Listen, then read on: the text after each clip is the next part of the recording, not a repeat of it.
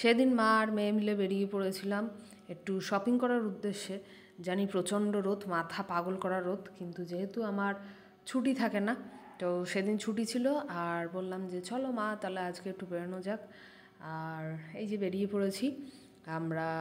মধ্যমগ্রাম থেকে ট্রেনে করে চলে গিয়েছিলাম শিয়ালদা, আর শিয়ালদা থেকে আমরা বাসে করে চলে গিয়েছিলাম স্প্ল্যানেড। এই যে স্প্ল্যানেডে আমরা একদম কর্পোরেশন গেটের সামনেই নেমেছি। আগে স্প্ল্যানেড মোটামুটি ভালোই আসতাম, কিন্তু এখন আর সেরকম আসা হয় না। তো অনেক দিন পরেই এসেছিলাম স্প্ল্যানেড। আর স্প্ল্যানেডে এই কর্পোরেশন গেটের সামনে নামলেই একদম প্রপার মার্কেটটা ভালো মতো পাওয়া যায়। ঢুকেই পেয়ে গিয়েছিলাম এই বোতলের দোকানটা।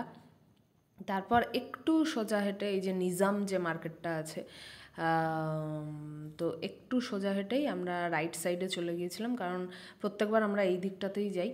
কারণ এই দিকটাতে গেলেই ব্যাগ বলো, জুতো বলো, কুর্তি বলো, ড্রেস বলো, যে কোনো কিছু প্রপার পাওয়া যায়, যে কোনো জুয়েলারি বলো। তো এই যে ব্যাগগুলো দেখতে পাচ্ছ, আর ব্যাগগুলো এই ট্রলিগুলো ছিল, ট্রলিগুলো দেখতেও খুব সুন্দর লাগছিলো। ট্রলিগুলো এক একটা দামে ছিল, কোনোটা 1000, কোনোটা 1500, কোনোটা 2000, এরকম সব ছিল। তারপরেই ছিল এই যে সাইড যে ব্যাগগুলো, সেই ব্যাগের দোকান। আর আমার ব্যাগ আর কানের দুল আর হচ্ছে সফট টয়েস, এগুলোর ওপর তো একটা আলাদাই অ্যাট্রাকশান আছে। তো এই যে ব্যাগের দোকান, তারপর ব্যাগের দোকান করেই আমরা সোজা আর একটু হেঁটেই বাঁদিকে পড়েছিল এই দাদুর দোকান। এখানে বেশ ব্যাগগুলো আমি দেখলাম কম দামেই রয়েছে। এই যে পিঙ্ক কালার যে ব্যাগটা, এটা আমি নিয়েছিলাম, আর একটা গ্রিন কালারের ব্যাগ নিয়েছিলাম। এই ব্যাগটা মাত্র 250 নিয়েছিল, মাত্র 250। ঠিক আছে, ব্যাগগুলো বেশ সুন্দর। এই যতগুলো ব্যাগ দেখাচ্ছি এগুলো সব 250 বলছিল। মানে যতগুলো ব্যাগের দোকান দেখেছিলাম, এই লোকটার দোকানেই দেখলাম মোটামুটি ভালোই, একদম কম দামে, খুবই কম, মানে 250 মানে খুবই কম বলেছে। আর ব্যাগগুলো যথেষ্ট বড়ই ছিল। তারপর তার সোজাই ছিল এই কি বলবো, চকমকি ব্যাগ। এই চকমকি ব্যাগ বিয়েবাড়ির পারপাস তোমরা এগুলো ক্যারি করতে পারো।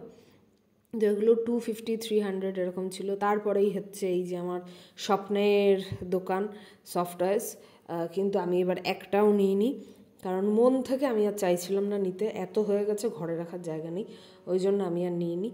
তো এই হলো, নানান রকমের দামের ছিল। বড় পান্ডাটা তো চেয়েছিল 2500 টাকা।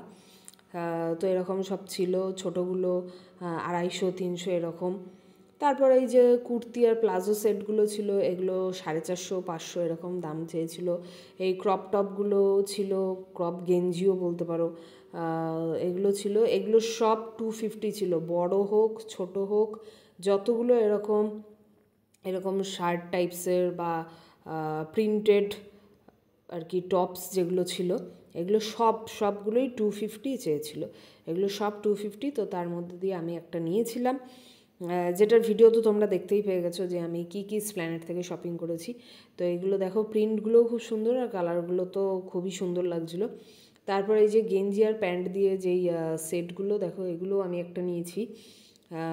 ওই যেটা ফার্স্ট দেখলে যে পার্পল কালার, ওইটা আমি নিয়েছিলাম। তো এগুলোও কিন্তু সব 250 করেই ছিল। দেখো কালারগুলো কিন্তু খুব সুন্দর।